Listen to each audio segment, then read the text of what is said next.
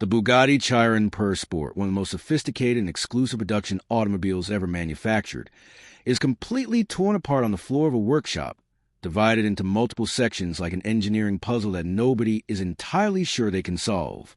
And this isn't a simple repair for a minor fender bender. This car was systematically disassembled to address catastrophic damage, and the team now faces an uncomfortable truth. Taking it apart was the easy part. The real challenge is putting it all back together and making sure that every system, every connection, every component works exactly the way Bugatti designed it to. What makes this situation particularly delicate is the nature of the car itself. Bugatti manufactured only 50 units of the Chiron Pur Sport worldwide. 50. Total production of all Chiron models combined sits somewhere between 400 and 500 units, but this specific variant is extraordinarily rare, and the car you're looking at is one of those 50, completely dismantled, its mechanical organs exposed under the fluorescent lights of a workshop. That rarity doesn't just mean value. It means every damaged part becomes a logistical problem of enormous proportions, and we'll get into those problems shortly. But first, let's talk about the heart of this disaster, the component that made this entire teardown necessary. Sitting between the engine and the gearbox is a critical mounting bracket. It's a cast aluminum piece, not especially large, but absolutely essential because it's the part responsible for holding those two monumental components together. And in this particular car, that piece failed catastrophically. This isn't something you can swap out in an afternoon. It's a component engineered to extreme precision, and access it requires stripping the entire rear end of the vehicle. Without that piece functioning perfectly, the car simply doesn't exist. Now, what makes the situation even more intriguing is the theory that Bugatti themselves may have known about this problem all along. When the car was inspected by the insurance company, it was sent to Bugatti for evaluation. And this is where the story gets curious. The car suffered a front-end collision, a frontal impact. Yet Bugatti's inspectors removed all the lower panels at the rear of the vehicle specifically to examine the gearbox mounting bracket. That is not standard procedure for assessing a frontal collision. It doesn't make sense unless they already knew exactly what to look for. The leading theory is that Bugatti France contacted Bugatti USA and specifically requested that they inspect that particular component because it's a known failure point. It's entirely possible that this cast aluminum piece has a well-documented internal history of problems that Bugatti understands intimately, even though it's never something they'd publicly disclose. While the car sits completely exposed, the owner, Alex, decided to seize the opportunity to upgrade the exhaust system. And it makes perfect sense. The stock Chiron exhaust is surprisingly quiet for a car carrying a W16 8-liter engine, with 4 turbochargers producing over 1,500 horsepower. Alex wants more drama, more presence, more of that visceral hypercar soundtrack that matches the car's brutal performance. But removing the exhaust isn't simply a matter of unbolting a few pipes. It required dismantling an entire rear subframe, a massive aluminum structure that supports electrical components, sensors, and multiple interconnected systems. The team had to disconnect fuse panels, remove grounding cables, and systematically take apart what amounts to a full third of the vehicle. The original exhaust incorporates secondary catalytic converters that aren't required in Florida. By eliminating them and creating a custom Valvetronic exhaust, the car should sound significantly more aggressive while retaining the primary catalyst for proper operation. The goal is for this Chiron to sound every bit as ferocious as it looks. And this is where things get genuinely complicated from a logistics standpoint, because the entire project is being carried out in Miami, but the team is based in the United Kingdom. That means every critical part they're working on needs to cross the Atlantic Ocean. You can't just throw a Bugatti gearbox bracket into a cardboard box and pray it arrives safely.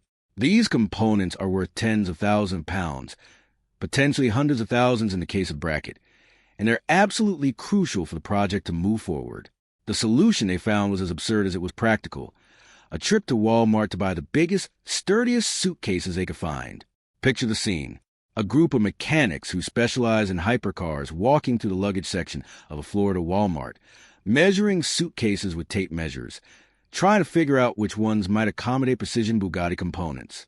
They ended up choosing a bright pink suitcase, deliberately selected because nobody in their right mind would want to steal something that conspicuous, and what they affectionately christened the granddad suitcase, one of those hard-shell green cases that looks like it belongs to an elderly relative heading off on a Mediterranean cruise. For the exhaust assembly, they initially planned to build a custom wooden crate from lumber bought right there at Walmart. They even picked up a handsaw to cut the boards. But just as they finished measuring and planning their improvised carpentry project, someone at the facility showed up with a plastic container that happened to be the perfect size. All that effort for nothing. Even so, they made absolutely certain the exhaust was packed securely, because if anything gets damaged or lost during shipping, the entire project grinds to a halt with no way around it. The radiators presented yet another substantial challenge. This car has 4 independent radiators, including an air conditioning condenser, and 3 of them sustained significant damage in the crash. They're sophisticated aluminum units with cast-end tanks and cooling cores joined by brazing. These aren't the kind of parts you can order from a catalog or track down at a parts warehouse. They had to wrap them carefully, protect every vulnerable surface, and fit them into the granddad's suitcase for the journey back to UK, where a specialist named Bob would attempt to bring them back to life.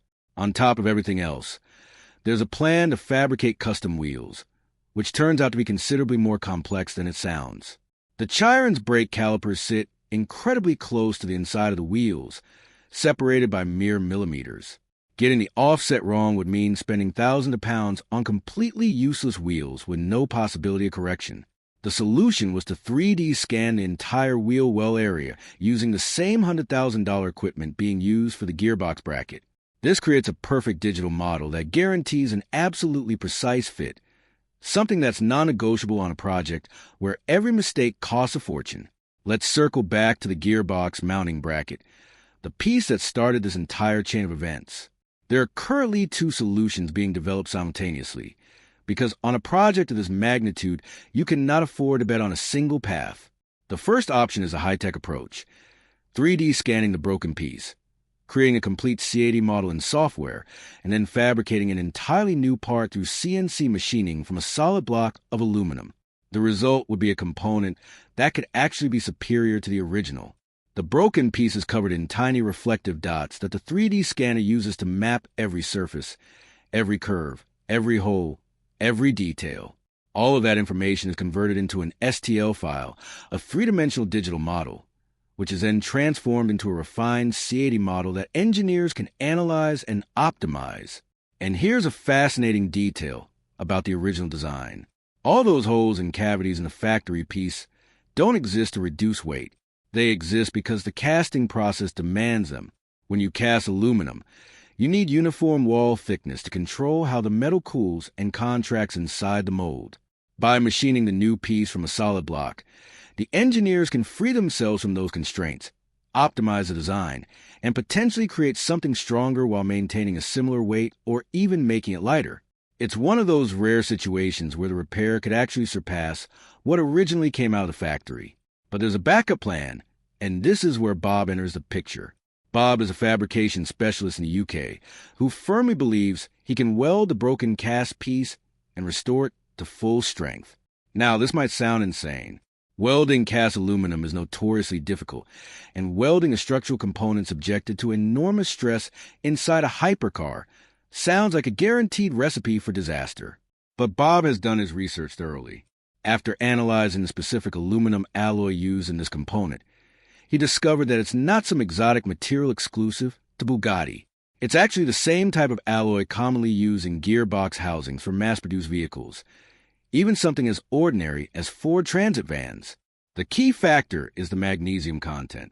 Aluminum alloys with high magnesium content are virtually impossible to weld successfully, but this particular alloy has a magnesium content low enough to make welding viable with the right techniques and equipment. However, Bob is meticulous. He won't commit to the repair unless he's absolutely certain it will be 100% reliable. The last thing anyone wants is to reassemble this entire car, every bolt, every sensor, every electrical connection, only to have a repair bracket fail again and force another complete teardown. If Bob manages to successfully weld and reinforce the original piece, it would save considerable time and money. But if there's the slightest doubt, the faintest shadow of uncertainty, they'll go straight for the CNC machine replacement without hesitation. Back in the UK, Bob is already working on the damaged radiators. The air-conditioned condenser has an enormous hole in it, while the others are bent and deformed. Each one features cast aluminum end tanks with mounting points positioned to millimeter precision, joined to the cooling cores through brazing. The cores themselves are relatively standard components, available through local suppliers. The real challenge lies in recreating the end tanks with the exact mounting positions. Bob's ingenious solution is to create oversized aluminum cylinders and then drill and tap the holes wherever needed during the final assembly in Miami. This provides the necessary flexibility instead of committing to fixed positions that could turn out to be wrong and ruin hours of painstaking work. And all of this has to happen against the clock. The gearbox bracket needs to be repaired or fabricated from scratch. The radiators must come out perfect. The custom exhaust has to be built and shipped back across the Atlantic. And every single one of these tasks must be completed before the team can even think about starting the reassembly process. Remember, we're talking about one of 50 cars in the world. There are no detailed teardown videos on YouTube to reference. There are no easily accessible service manuals online to consult. Every step of this process is being figured out on the fly, relying on accumulated mechanical knowledge, the ability to solve problems under pressure, and on more than one occasion. Simply calculated trial and error. There's something we can't keep ignoring any longer: the money. Hypercars aren't cheap to maintain even when they're in perfect condition, let alone when they're in pieces. The parts alone carry astronomical costs. That gearbox mounting bracket, if purchased directly from Bugatti, would likely cost tens of thousands of pounds, possibly exceeding $100,000. The radiators, the exhaust components, the specialized labor, the transatlantic shipping, the tools, the scanning equipment, it all adds up at a staggering pace. But beyond the immediate repair costs, there's a question that nobody can answer yet. Will this car ever truly be in perfect condition again? Will all the electronic systems function correctly when it's reassembled? Will phantom faults appear weeks, months, or years down the line? Will its value be permanently affected by its history of accident and reconstruction? These are all unknowns that will only be answered when the project is finished and the car is back on the road. So this is where things stand with the Bugatti Chiron Pur Sport rebuild. The car is in pieces, literally spread across 2 continents, separated by an ocean. Critical components are being repaired, replicated, and upgraded simultaneously in workshops thousands of miles apart. Every step of the process is more complicated than it appears, and the margin for error is virtually non-existent. One incorrect measurement, one part lost in transit, one faulty weld, and the entire project could be set back by weeks or months. But that is precisely what makes a rebuild like this so fascinating to follow. It's not just about fixing a car. It's about determination, about solving problems that have no manual, about refusing to accept that something is impossible even when every piece of evidence points in that direction. The next chapter of this series will reveal whether Bob manages to successfully repair that gearbox mounting bracket, whether the radiators come out flawless, and whether they're finally ready to begin the long and delicate reassembly process.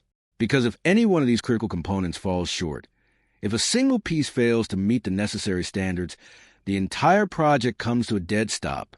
The pressure is at its peak. The stakes could not possibly be higher, and we'll all be watching to find out what happens in the next stage of this